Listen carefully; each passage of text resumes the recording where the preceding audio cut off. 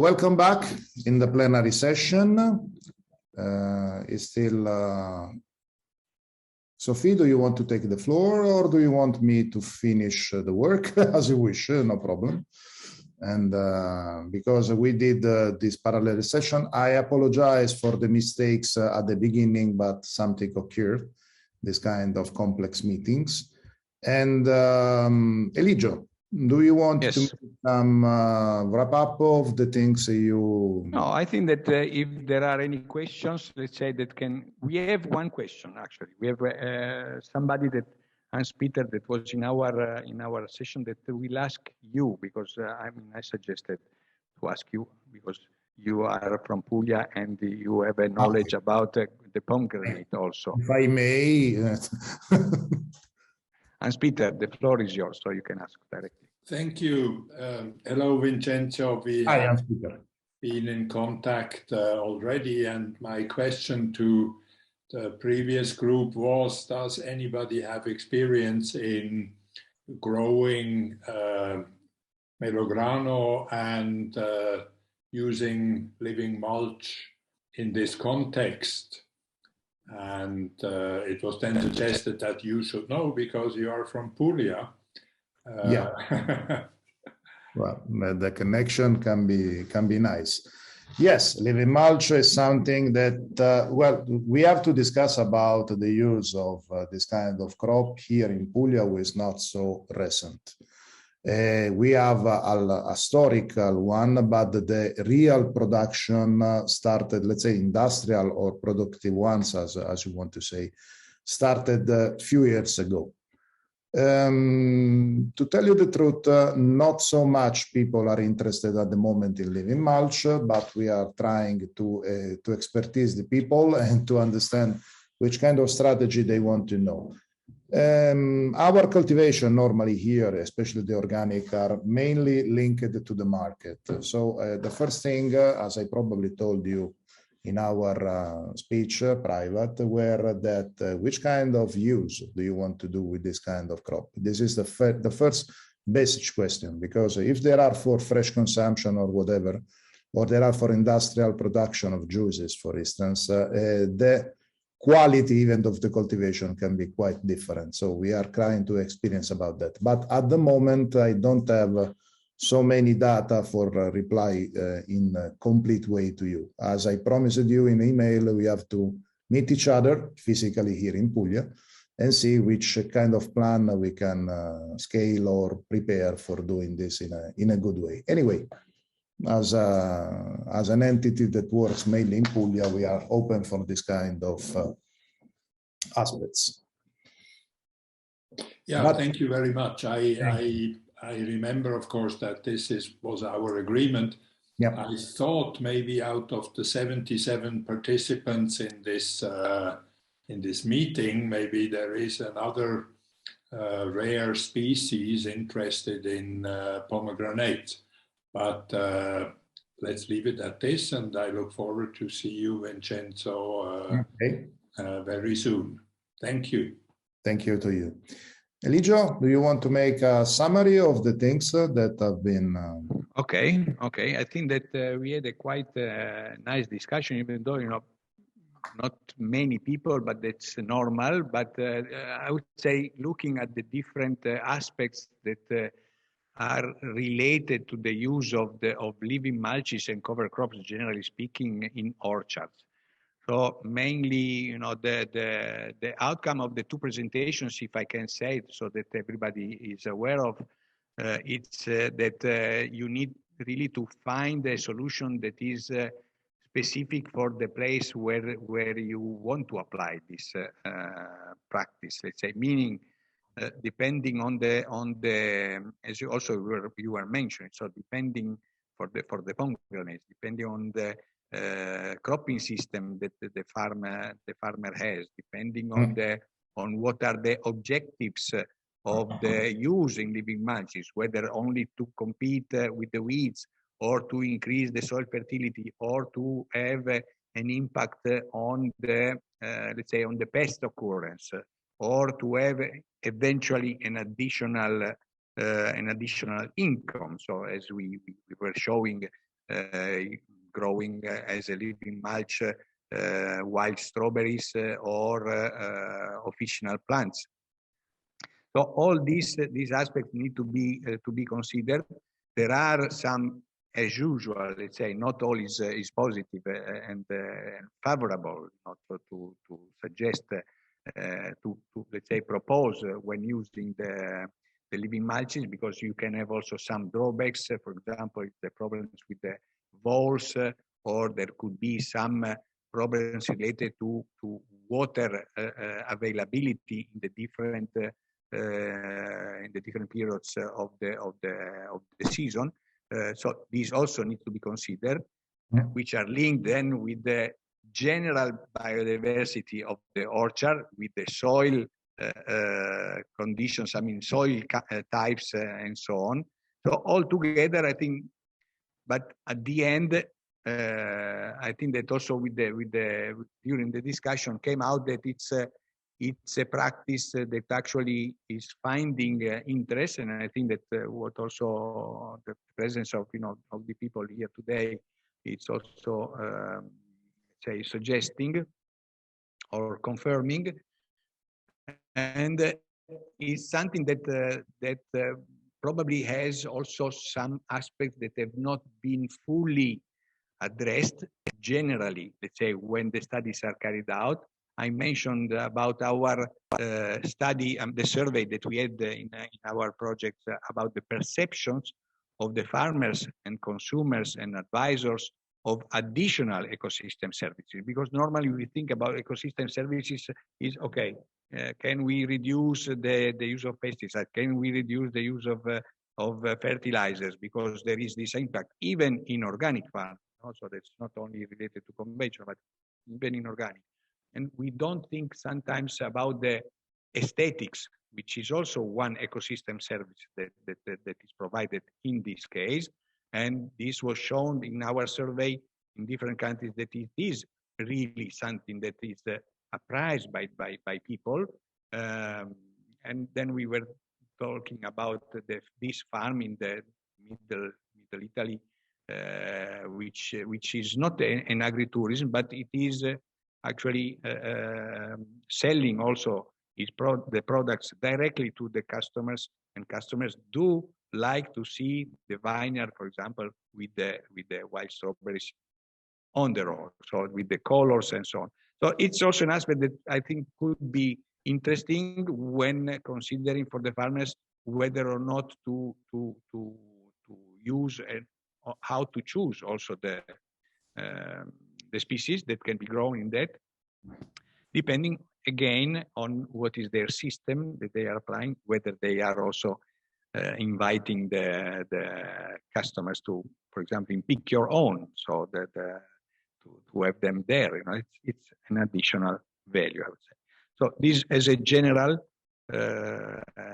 presentation of what was the outcome of the two presentations and of the discussion. I don't know if anybody else wants also, I don't know, Cloderic or Michael wants to add anything else. Otherwise, I give the floor to you, Vincenzo, to tell us about the biotremology, which I'm very much interested in. Unfortunately, I could not attend. Well, we will, I don't know if Michaela or Cloderic wants to say something more about this. Otherwise, I go, and even with the help of Jutta, if she wants. There were many aspects to be considered of this kind of new strategy. And as I was saying even before, this is probably a new aspect to be considered even at European level for the European Commission for the new regulations, because we are moving the so-called semiochemicals, the use that we normally have, to the semiophysical tools for plant protection products that can be as well used to avoid the presence of the pest or to control it. And we are, let's say, with the not we, I should say, but even if I work with them, but the group based in Trento, who is composed by Edmund Mack Foundation and University of Trento, are work hardly on this. Number of researchers in this kind of field is still limited, even at world level. So trials are on the way.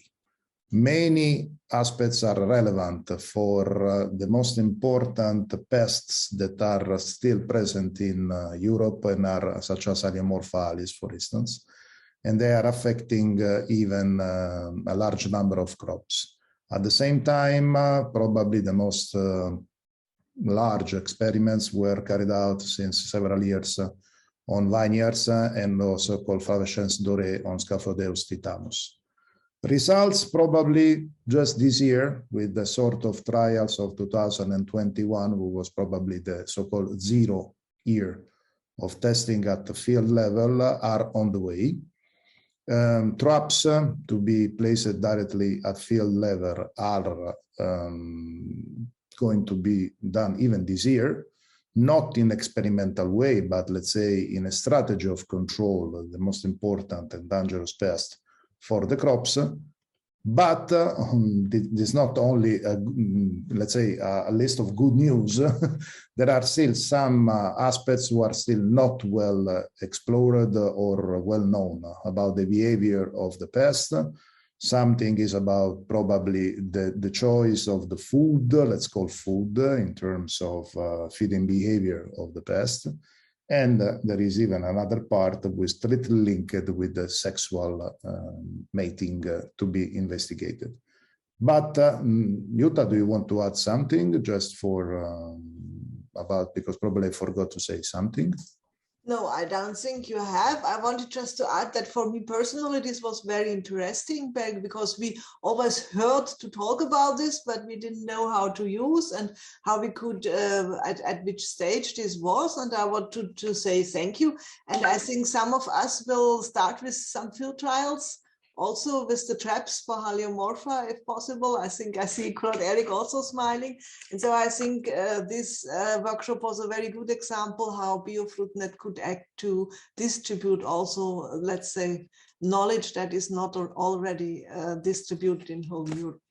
Thank you very much, Vincenzo. And you're welcome. And I take Michele for this experience. I take the occasion because the speakers are with us again, Valerio and Rachele. If I miss something, or do you want to add something to the biotremology? Because we must get used to call it in this way. Because at the beginning, even me, since it's more or less it's 10 years that I deal with them, but at the beginning I was confusing the concept of biotremology with the concept of sound. And this is a big mistake. Sound is completely different from vibration and in general about biotremology. So I think, but it's a question more to Rachele or to Valerio, that it's still necessary for the farmer, because our project deals more with the farmers, to have a strict contact between the researchers and let's say services of the local entities to be in touch with the researcher. What do you think, Valerio or Rachele, about this aspect? I can start. Well, what you say is clear, because when you have a new technology, a new approach, because this is a new approach and it is not studied in the university for the moment, because as I told in my presentation, the definition of biotremology comes from 2016.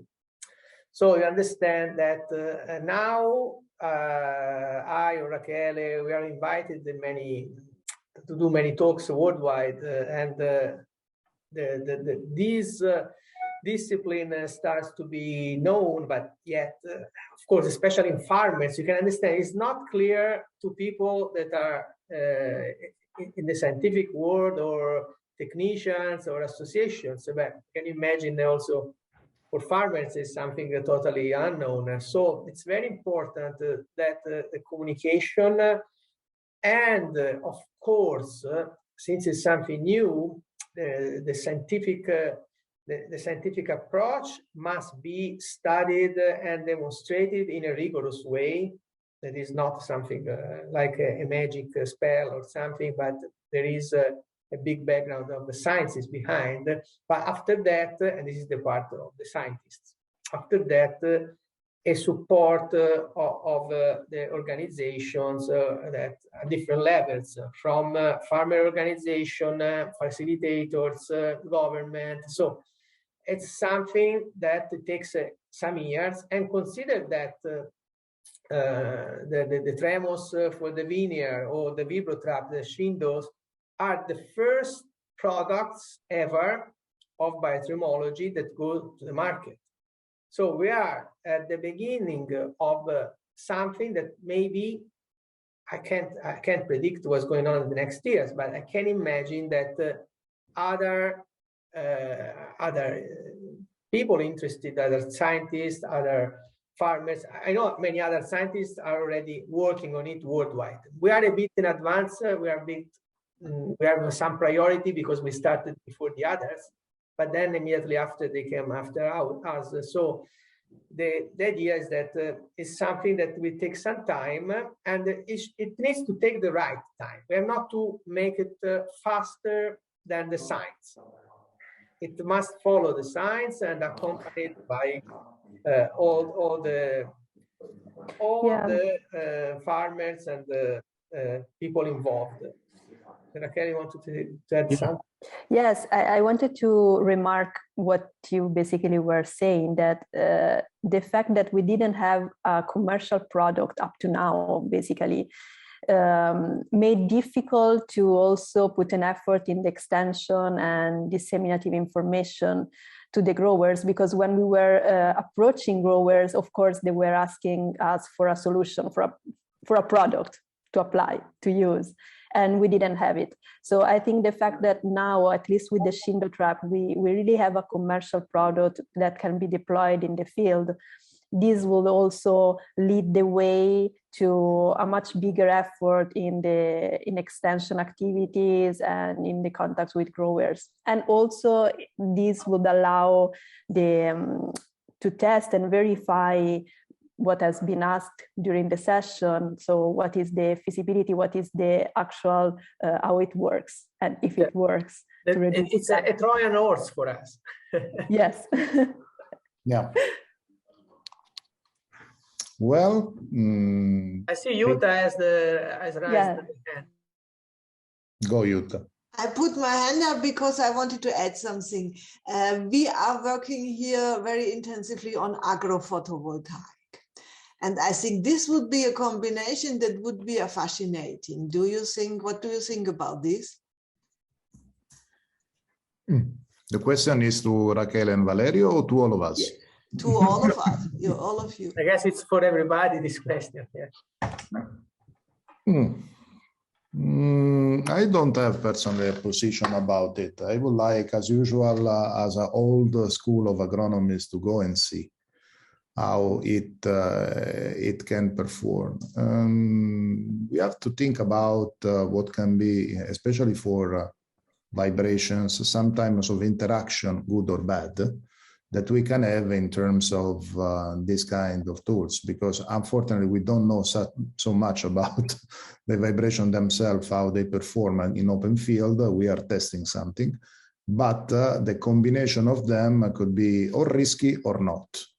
And it would be nice to make some trials on this. Why not? This is my open opinion. I don't have a positive or negative because I'm not familiar with this. I don't know if someone else of the listeners here is familiar more than me, of course, or someone else. I mean, the problem with the photovoltaics in agriculture is that we are going to have the same as we have for the living mulches in the shadowy environment in the row of the trees. It's how is this really affecting the growth of the plants? How it is really changing eventually the behavior of pollinators, because there could be also an impact on them, and all the other aspects that can be also, because they are making a kind of for the raining, for example. So there could be also positive effects. I mean, as also Vincenzo, you were saying, I think it's a matter of verifying really in the field whether there is any possibility to exploit, let's say, the orchards on a vertical level with something else. However, I want to add that our solutions are standing alone. They are provided of a specific solar panel for each of them. So actually they are independent. And what we are working now indeed is to provide them with sensors for other purposes. So basically, one idea is to give sensors to detect the presence. So they become sort of sentinels for other insects that can be pests. And this is something that would be very interesting because in this way you can have a very detailed information about the temporal invasion of a pest and the spatial. Because then if you have many source points that are doing another job, but with this kind of approach, you know exactly where is the problem, if it is large, if it is diffuse or just confined in some place of the... And imagine the next step is to put everything in an app. And then you can, if you have 10 vineyards, you can have on live real-time information about the presence of a pest. Yeah, the idea is to, we are thinking about this even to make a sort of IoT application about that at the field level in terms of the sensor connected to a dashboard or to a DSS in order to make some decision before the problem occurs, of course, at farm level. This can be the evolution even of one part of this. Someone wants to add more, otherwise I will ask to, because we are more or less in time, to Sophie if she wants to say something about the upcoming events of the project as we are going to plan. I just repeat to all of you that at the end of this month we are going, I said during my breakout session, but I repeat to all the guests that we are going to have a meeting of the project at the end of this month. And then we are planning to make some other activities such as the online courses or whatever. Sophie, do you want to add something or I don't know?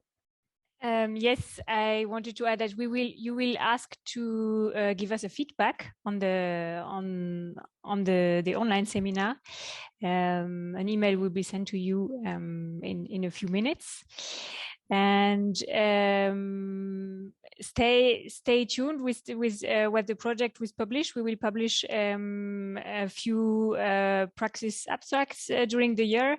We are planning to write 100 of them. We will publish videos, e-learning courses, and podcasts. And we will have some other meetings. I think also at national level we are organizing open days and demonstrations for the farmers. So this will be all the information. You just need to follow on the BioFruitNet website. And even or on social media. Yeah. To our dissemination or social. That's right. Well. So I think Vincenzo, if you allow me, because you know you were telling. You are allowed since the start. Just for the because it's I really like that the people that came to our webinar remain stable till the end, because we are almost 70 people and that was from the very beginning. So I think that we decided with Vincenzo at the beginning, you know, that both of us are Italian, even though we work in two different countries, because I work in Poland also, that we can manage as two Italians also to end in some good way. And I think that a good way would be for those that are of our age, maybe for the younger, it's not so immediate, you know, with the Beach Boys and the good vibrations, because I think it's very, very, very good in terms of biothermology. So thank you very much to everybody. Thank you and see you soon online or somewhere else, I hope.